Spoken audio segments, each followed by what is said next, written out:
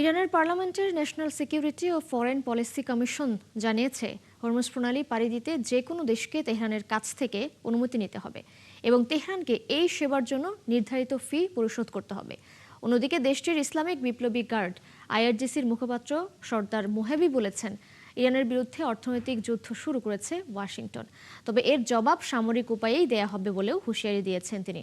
এর আগে ইরানের অর্থনীতিকে বিকল করে দিতে কঠোর নিষেধাজ্ঞা দেওয়ার হুমকি দিয়েছিলেন মার্কিন প্রেসিডেন্ট ডোনাল্ড ট্রাম্প। এদিকে মার্কিন অর্থমন্ত্রী স্কট বেসেন্ট জানিয়েছেন, ইরানের অর্থনীতির সব লাইফলাইন বন্ধ করে দেওয়ার লক্ষ্য নিয়েছে যুক্তরাষ্ট্র।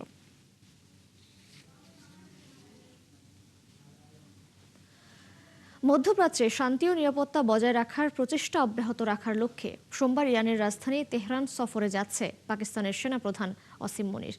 রবিবার ইরানের পররাষ্ট্র মন্ত্রণালয়ের মুখপাত্র ইসমাইল বাঘাই এক বিবৃতিতে এই তথ্য জানিয়েছেন। পাকিস্তানের সরকারি দুটি সূত্র ব্রিটিশ বার্তা সংস্থা রয়টার্সকে অসীম মুনিরের ইরান সফরের বিষয়টি নিশ্চিত করেছে। ইরানের নেতাদের সঙ্গে ইসলামাবাদ চুক্তি, ট্রাম্পের সতর্কতা এবং পাকিস্তান, তুরস্ক, সৌদি আরবের চুক্তির পরবর্তী পরিস্থিতি এবং হুথিদের সঙ্গে সৃষ্ট সংকট নিয়ে আলোচনা হতে পারে এই বৈঠকে। ইরানের ভঙ্গুর অর্থনীতির উপর অধিক চাপ সৃষ্টির লক্ষ্যে যুক্তরাষ্ট্রের পরিকল্পিত নিষেধাজ্ঞার জবাবে সামরিক ব্যবস্থা নেয়ার হুমকি দিচ্ছে তেহরান। ওয়াশিংটনের সঙ্গে তেহরানের ক্রমবর্ধমান উত্তেজনার মাঝে ইরানে পাকিস্তানের সেনাপ্রধানের এই সফর অনুষ্ঠিত হতে যাচ্ছে।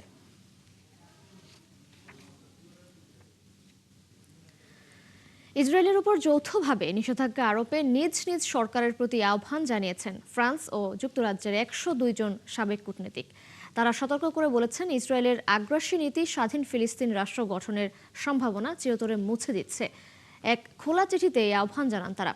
চিঠিতে বলা হয়েছে, ফিলিস্তিনি আন্তর্জাতিক আইন সমুন্নত রাখতে ফ্রান্স ও যুক্তরাজ্যকে একসঙ্গে কাজ করতে হবে। একই সঙ্গে ইসরায়েলি ও ফিলিস্তিনিদের সমানাধিকার নিশ্চিত করতে ফ্রান্স ও যুক্তরাজ্য সরকারকে উদ্যোগ নিতে হবে। চিঠিতে স্বাক্ষরকারী কূটনীতিকদের মধ্যে জাতিসংঘে নিযুক্ত সাবেক ব্রিটিশ রাষ্ট্রদূত জেরেমি গ্রেনস্টক ও এমির জোন্স প্যারি রয়েছেন। এছাড়া ইরান, কাতার ও ইয়েমেনে নিযুক্ত সাবেক ব্রিটিশ রাষ্ট্রদূত নিকোলাস হপটনও চিঠিতে স্বাক্ষর করেছেন। গাজার মধ্যাঞ্চলে ইসরায়েলি বিমান হামলায় 4 বছরের এক শিশুসহ অন্তত 3 ফিলিস্তিনি নিহত হয়েছেন। আজ জাওয়াইদা ও নুসেইরাত শরণার্থী শিবিরে পৃথক হামলায় হতাহতের এই ঘটনা ঘটেছে। ইসরায়েলের সীমানায় গাজা থেকে যদি কোনো কাগজের ঘুরিয়ে উড়ে যায়, তবে সেটিকে যুদ্ধের উস্কানি হিসেবে ধরা হবে বলে হুঁশিয়ারি দিয়েছে ইসরায়েল। এর প্রতিক্রিয়ায় হামাস বলেছে, ইসরায়েলের এমন বক্তব্য শিশুদেরও হুমকির মুখে ফেলেছে, যা যুদ্ধবিরতি আরও দুর্বল করছে। আঞ্চলিক উত্তেজনা কমাতে জর্ডানে যুক্তরাষ্ট্রের মধ্যস্থতায় বৈঠক করেছে সিরিয়া ও ইসরায়েল। একই সময়ে পশ্চিম তীরে এলাকায় নতুন বসতি নির্মাণের পরিকল্পনা বাতিলের আহ্বান জানিয়েছে ইউরোপীয় ইউনিয়ন। ইসরায়েলের দীর্ঘস্থায়ী যুদ্ধের কারণে গাজায় মৃতদের দাফনের জায়গার তীব্র সংকট দেখা দিয়েছে। একের পর এক কবরস্থান ধ্বংস হওয়ায় নিহতদের অনেককে এখন বাগান, তাঁবু, স্কুল, হাসপাতাল ও বাস্তুচ্যুতদের আশ্রয়কেন্দ্রের মতো অস্থায়ী জায়গায় দাফন করতে হচ্ছে। গাজা কর্তৃপক্ষের দাবি, যুদ্ধ শুরুর পর থেকে উপত্যকাটিতে ৭৩,০০০-এরও বেশি ফিলিস্তিনি নিহত হয়েছেন। বিস্তারিত শারমিন স্বপ্নার প্রতিবেদনে। গাজায় ইসরায়েলের আগ্রাসন শুরুর পর পেরিয়ে গেছে 2 বছর 10 মাসেরও বেশি সময়। কাগজে কলমে যুদ্ধবিরতি চললেও প্রায় প্রতিদিনই ইসরায়েলি হামলায় হতাহত হচ্ছেন নিরীহ গাজাবাসী। পরিস্থিতি এখন এমন যে মৃতদের দাফনের জায়গা খুঁজে পেতেও হিমশিম খাচ্ছেন স্বজনরা। উপত্যকার বাসিন্দারা জানান, ইসরায়েলি হামলায় কেউ নিহত হলে নতুন করে দাফনের জন্য কোনো জায়গা অবশিষ্ট থাকছে না। ফলে অনেক ক্ষেত্রে একটি কবরেই আরেকজনকে দাফন করতে হচ্ছে। যুদ্ধের কারণে অনেক কবরের পরিচয়ও যথাযথভাবে সংরক্ষণ করা সম্ভব হচ্ছে না। কোথাও পাথর, কোথাও কাগজে মৃত ব্যক্তির নাম লিখে কবর চিহ্নিত করা হচ্ছে। গাজার ধর্ম বিষয়ক মন্ত্রণালয়ের তথ্য অনুযায়ী ২০২৩ সালের অক্টোবর থেকে এখন পর্যন্ত ৭৩,০০০-এর বেশি ফিলিস্তিনি নিহত হয়েছেন। তবে শুধু বিপুল সংখ্যক প্রাণহানিই নয়, দাফনের জায়গার সংকটের বড় কারণ ইসরায়েলি হামলায় কবরস্থান সহ অসংখ্য বেসামরিক অবকাঠামো ধ্বংস হয়ে যাওয়া। যুদ্ধ শুরুর পর ৪০টির বেশি কবরস্থান ধ্বংস করেছে ইসরায়েলি বাহিনী। এছাড়া ইসরায়েলি বাহিনীর নিয়ন্ত্রণাধীন এলাকায় কবরস্থানে প্রবেশের উপরও কঠোর বিধিনিষেধ আরোপ করা হয়েছে। ফলে দাফনের জন্য ব্যবহারযোগ্য জায়গার সংখ্যা আরও কমে গেছে। শারমিন স্বপ্না, ৭১। মানুষের খেলাধুলার মাঠ এবার দখলে নিল রোবট। দৌড়, কিক বক্সিং, ফুটবল থেকে শুরু করে তাইচি সবখানে নিজেদের দক্ষতা দেখাচ্ছে মানবাকৃতির রোবট। বেজিংয়ে বসেছে দ্বিতীয় বিশ্ব হিউম্যানয়েড রোবট গেমস। ১৬ দেশের ২,০০০-এরও বেশি রোবটের এই প্রতিযোগিতা শুধু বিনোদন নয়, কৃত্রিম বুদ্ধিমত্তার রোবট প্রযুক্তির ভবিষ্যৎ সক্ষমতারও বড় পরীক্ষা। দর্শক আরও জানাচ্ছেন চৈতি সরওয়ার। মানুষের মতো হাঁটা, দৌড়ানো, লাফানো, এবার শুধু তাই নয়, রোবট নামছে প্রতিযোগিতার মাঠেও। বেইজিংয়ে শুরু হয়েছে দ্বিতীয় বিশ্ব হিউম্যানয়েড রোবট গেমস। ৫ দিনের এই আয়োজনে অংশ নিচ্ছে ১৬ দেশের ৬৬৬টি দল এবং ২,০০০-এর বেশি মানবাকৃতির রোবট। জাতীয় স্পিড স্কেটিং ওভালে উদ্বোধনী আয়োজনে প্রযুক্তির সাথে যেন মিশে যায় বিনোদন। মানুষের সাথে বাদ্যযন্ত্র বাজিয়েছে রোবট, খেলেছে ফুটবল, টেবিল টেনিস, এমনকি নিখুঁত সমন্বয়ে মার্চ পাস্ট আর জটিল অ্যাক্রোবেটিক্সও দেখিয়েছে তারা। তবে আসল পরীক্ষা ছিল প্রতিযোগিতার মাঠে। ৫১টি ইভেন্টে মোট ১,০০০-এর বেশি প্রতিযোগিতায় রোবটদের সক্ষমতা যাচাই করা হচ্ছে। ৮০ কেজি শ্রেণীর কিক বক্সিংয়ে রোবট পরিচালনা করা ছিল আরেক ধরনের চ্যালেঞ্জ। প্রতিপক্ষের আঘাত সামলানোর পাশাপাশি নজর রাখতে হয়েছে রোবটের গতি, ভারসাম্য আর তাপমাত্রার ওপর। মঞ্চে ওঠার আগে অনেক সময় ধরে প্রস্তুতি নিয়েছিলাম, কিন্তু রোবট যখন আসলেই মঞ্চে উঠল তখন বেশ অবাকই লাগে। আমাকে সবসময় রোবটের পরবর্তী চাল বুঝতে হয়েছে এবং দূরত্ব হিসেব করতে হয়েছে। শুধু কিক বক্সিং নয়, গতির প্রতিযোগিতাতেও রেকর্ড গড়ছে রোবট। উদ্বোধনী আয়োজনে একটি হিউম্যানয়েড রোবট ৯.৩৯ সেকেন্ডে ১০০ মিটার দৌড়ে মানুষের বিশ্ব রেকর্ডের কাছাকাছি চলে যায়।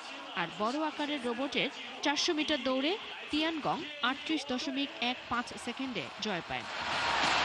লম্বা লাফেও পিছিয়ে নেই তারা। স্ট্যান্ডিং হাই জাম্পে একটি রোবট ২.৮৮৪৩ মিটার উচ্চতায় উঠে মানুষের হাই জাম্পের রেকর্ডকেও ছাড়িয়ে যাওয়ার নজির তৈরি করেছে। এই প্রতিযোগিতায় শুধু রোবটের গতি বা শক্তি নয়, প্রযুক্তিকে বাস্তব জীবনে কতটা কাজে লাগানো যায় সেটিও দেখা হচ্ছে। কারখানা, রেস্তোরাঁ, অফিস কিংবা জরুরি পরিস্থিতির মতো বাস্তব পরিবেশের কাজেও রোবটদের সক্ষমতা যাচাই করা হচ্ছে। আমরা হয়তো তরুণ, কিন্তু আমাদের প্রযুক্তি শক্তিশালী। ব্যক্তিগতভাবে আমি ভার্টিক্যাল এআই অ্যাপ্লিকেশন দিয়ে কাজ করতে চাই। এআইকে আরও বেশি হার্ডওয়্যারের সঙ্গে যুক্ত করে বাস্তব ও বাণিজ্যিক মূল্য তৈরি করতে চাই। মানুষের সাথে প্রযুক্তির দূরত্ব যখন ক্রমেই কমছে, মাঠ যেন তারই আরেকটি বাস্তব প্রদর্শনী, যেখানে প্রতিযোগিতা করছে শুধু রোবট নয়, ভবিষ্যতের প্রযুক্তিও। চৈতি সরওয়ার, ৭১। জাপানে বাড়তে থাকা তাপপ্রবাহ কৃষি ও প্রাণী সম্পদ খাতে তৈরি করছে নতুন চ্যালেঞ্জ। দেশটিতে তীব্র গরমে কৃষক ও খামারিদের জীবনযাত্রায় বড় পরিবর্তন এসেছে। দিনের অসহনীয় তাপ এড়াতে রাতে ফুল সংগ্রহ করছেন কৃষকরা। অনেক সময় ভোরে উঠে কাজ করছে তীব্র তাপ থেকে রেহাই পেতে। মুরগির খামারেও তাপমাত্রা নিয়ন্ত্রণে নেওয়া হচ্ছে নানা ব্যবস্থা। আরও জানাচ্ছেন আরাফাত ইসলাম। জাপানের তোচিকি অঞ্চলে সূর্য ডোবার পরই ব্যস্ত হয়ে ওঠে একটি ফুলের খামার। কারণ তীব্র গরমে দিনের বেলায় কাজ করা কঠিন হয়ে পড়েছে। তাই সূর্যের চোখ রাঙানো এড়াতে রাতেই ফুল সংগ্রহ করছেন কৃষকরা। তাপমাত্রা প্রতি বছর বাড়ছে, কর্মীদের শারীরিক নিরাপত্তা এমনকি জীবন নিয়েও আমরা উদ্বিগ্ন।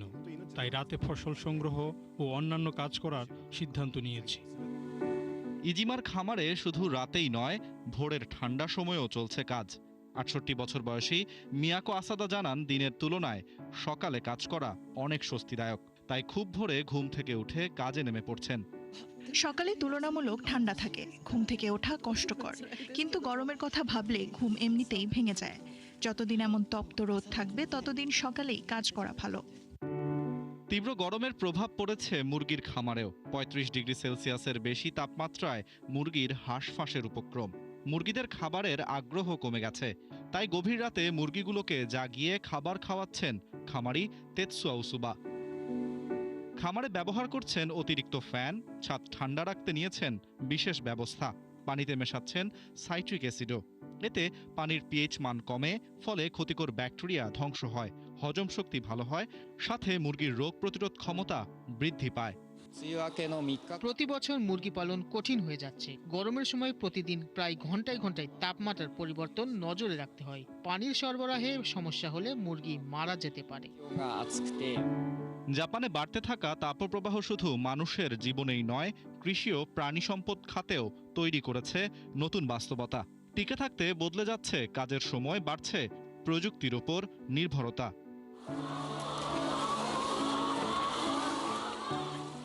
আরাফাত ইসলাম, ৭১। দক্ষিণ থাইল্যান্ডের সীমান্তবর্তী ৩ প্রদেশে শনিবার রাতে একযোগে ৫০টিরও বেশি স্থানে অগ্নিসংযোগ ও বিস্ফোরণের ঘটনা ঘটেছে। অস্থিতিশীল পরিস্থিতি সৃষ্টির উদ্দেশ্যে সরকারি বেসরকারি স্থাপনা লক্ষ্য করে এসব অগ্নিসংযোগ করা হয়েছে বলে জানিয়েছে দেশটির সামরিক বাহিনী। নারাথিওয়াত, ইয়ালা ও পাত্তানি প্রদেশে এসব হামলা চালানো হয়। শুধু নারাথিওয়াতেই অন্তত ১১টি হামলার ঘটনা ঘটেছে। একটি গাড়িতে বিস্ফোরণে আহত হয়েছেন ২ জন। পরিস্থিতি নিয়ন্ত্রণে শনিবার রাত ১০টা থেকে রবিবার সকাল ৬টা পর্যন্ত নারাথিওয়াত জুড়ে কারফিউ জারি করে প্রশাসন। একই সঙ্গে সতর্ক থাকার আহ্বান জানিয়েছে থাইল্যান্ডের ৪র্থ আর্মি রিজিওনাল কমান্ড।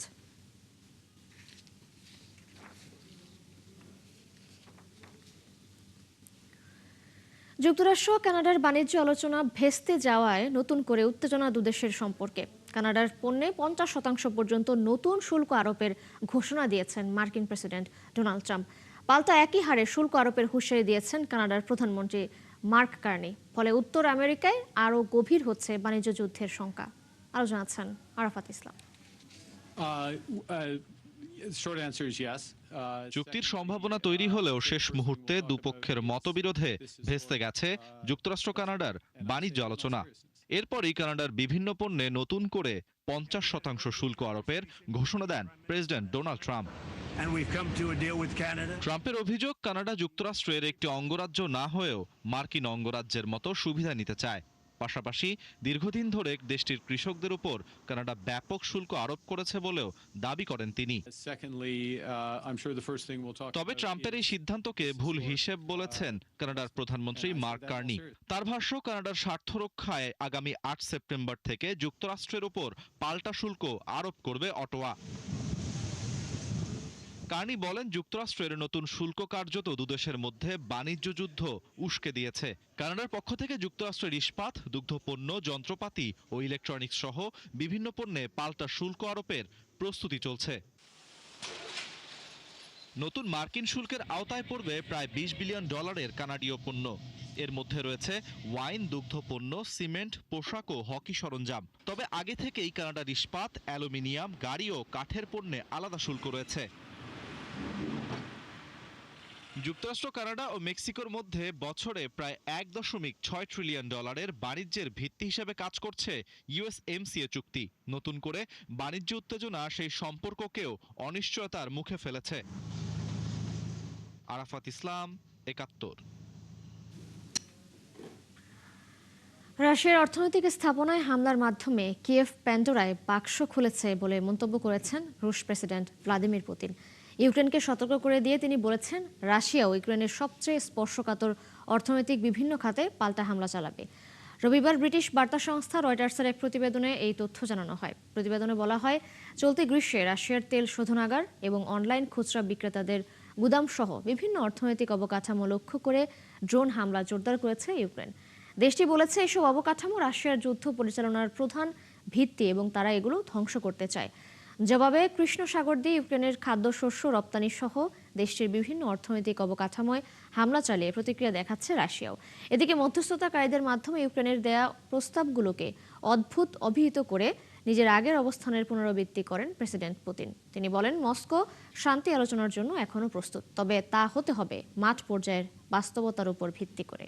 গিনির রাজধানী কোনাক্রিতে ময়লার ভাগাড় ধসে অন্তত ৩০ জন নিহত হয়েছেন, আহত কমপক্ষে ২২ জন, যাদের মধ্যে ৬ জনের অবস্থা গুরুতর। ভারী বৃষ্টির পর গভীর রাতে একটি বড় ময়লার স্তূপ পাশের বসত বাড়ির উপর ধসে পড়ে। সে সময় বাসিন্দারা ঘুমিয়ে থাকায় হতাহতের ঘটনা ঘটে বলে জানিয়েছে কর্তৃপক্ষ। ধ্বংসস্তূপের নিচে আটকে পড়েছেন বহু মানুষ। এরই মধ্যে সেনাবাহিনী সহ উদ্ধারকারী দল উদ্ধার অভিযান শুরু করেছে। নিহতের সংখ্যা আরও বাড়তে পারে বলে আশঙ্কা করা হচ্ছে। এর আগে 2017 সালেও একই জায়গায় ধসে 10 জনের মৃত্যু হয়েছিল।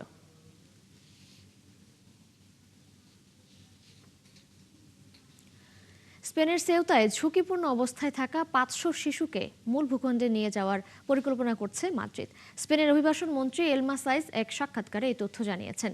প্রাথমিকভাবে 500 শিশুর কথা বলা হলেও পরে এই সংখ্যা পরিবর্তিত হতে পারে বলে জানিয়েছে স্পেনীয় সংবাদ মাধ্যমগুলো। জুলাই মাসের শেষ সপ্তাহে আকস্মিকভাবে 70,000-এরও বেশি অভিবাসন প্রত্যাশী মরক্কো থেকে স্পেনের সেউতায় প্রবেশ করে। সেউতা কর্তৃপক্ষের ধারণা 2000 অপ্রাপ্তবয়স্ক সহ প্রায় 10,000 অভিবাসী এখনও সেউতা রয়ে গেছে। সেউতা কর্তৃপক্ষ এবং মানবিক সহায়তাকারী সংস্থাগুলো অভিবাসীদের থাকার জায়গা এবং খাবার সরবরাহের চেষ্টা চালিয়ে যাচ্ছে। স্পেনের স্বরাষ্ট্রমন্ত্রী বলেন, ঝুঁকিতে থাকা শিশুদের মূল ভূখণ্ডে নিয়ে যেতে সেউতা কর্তৃপক্ষের সাথে কাজ করছে কেন্দ্রীয় সরকার। স্পেনের শিশু সুরক্ষা প্রতিষ্ঠানগুলোর দায়িত্বে থাকবে এই শিশুরা।